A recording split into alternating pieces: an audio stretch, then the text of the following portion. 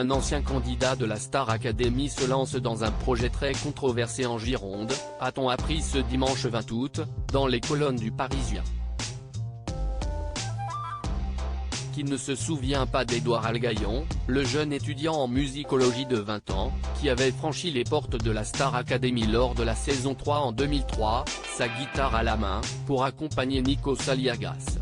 Bien que sa voix n'ait pas laissé une empreinte mémorable dans l'histoire du télécrochet, dès le premier prime, Raphaël Ricci avait émis des doutes sur ses capacités vocales. Édouard s'était toutefois démarqué par sa dextérité à la guitare et par sa brève histoire avec Élodie Frégé. Bien qu'éliminé lors du 6e prime, Édouard a rapidement rebondi. Dès la saison 4, il a intégré l'orchestre de la Star Academy, et ce jusqu'à la clôture du programme sur TF1 en 2008. Par la suite, il s'est aventuré dans le secteur de la restauration en développant une chaîne de pizzeria renommée. Le projet très controversé d'Édouard Algaillon est lors du retour tant attendu de la Star Academy sur TF1 en octobre 2022, plusieurs anciens académiciens ont joué un rôle clé dans l'émission, Lucie Bernardoni, saison 4, en tant que répétitrice, Karima Charny comme co-animatrice des primes, et Quentin Mosiman, saison 7, à la réalisation de l'hymne et de l'album des élèves. Édouard Algaillon, de son côté, a retrouvé l'orchestre des primes de la Star AC. Depuis, le jeune musicien, qui est aussi le fils d'un gros promoteur immobilier local en Gironde, est sur un autre projet, plus controversé.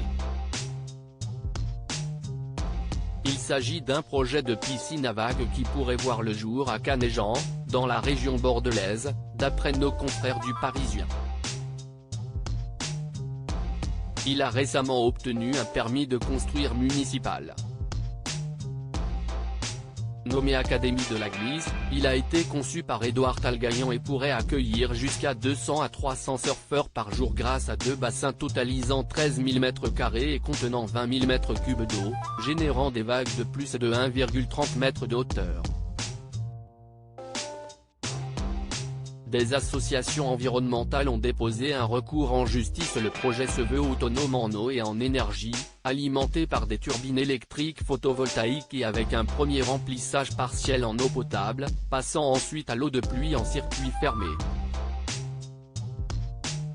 Cependant, les résidents de Canéjan, ayant déjà vécu une situation de catastrophe naturelle liée à la sécheresse l'été dernier, expriment leur inquiétude quant à la consommation d'eau. Des élus partagent également ces préoccupations. Le projet est considéré comme anachronique et pharaonique par certains élus, qui remettent en question sa compatibilité avec les objectifs de la loi sur l'eau en matière de préservation des ressources. Tandis que la Fédération française de surf voit d'un bon œil la possibilité d'un nouvel équipement sportif, l'ont surpris et d'autres associations environnementales ont déposé un recours en justice pour annuler le permis de construire, préoccupées par les impacts sur l'eau, l'environnement et la faune.